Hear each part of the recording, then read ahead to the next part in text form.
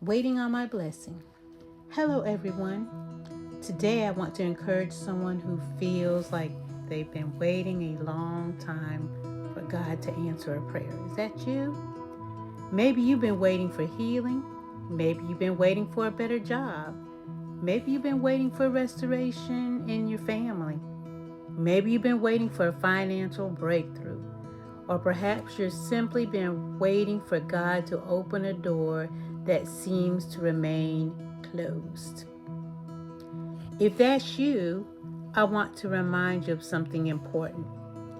Just because you're waiting doesn't mean God is withholding your blessing. Many times we become discouraged because we compare God's timing to our own timing. We want answers now. We want immediate results. We want God to move according to our schedule. But God does not operate on our timetable. The Bible tells us in Habakkuk 2nd chapter 3rd verse, "Though it tarry, wait for it, because it will surely come." Notice that the scripture doesn't say the blessing won't come. It says wait for it.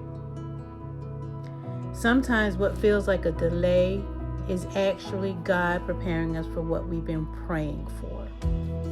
Think about Abraham and Sarah. God promised them a son, but they had to wait many years before Isaac was born. The promise was delayed, but it was not denied. Think about Joseph. God gave him a dream, but before a dream came to pass, Joseph experienced betrayal, slavery, and prison. Yet every difficult season was preparing him for the palace.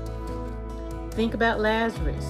When Jesus heard Lazarus was sick, he didn't rush immediately, he waited. To everyone around him, it looked like Jesus was too late, but Jesus arrived right on time and performed an even greater miracle than anyone expected. What if God is doing the same thing in your life? What if He is preparing something bigger than what you've imagined? What if the waiting season is actually a growing season? While you're waiting, don't stop praying. While you're waiting, don't stop serving. While you're waiting, don't stop trusting.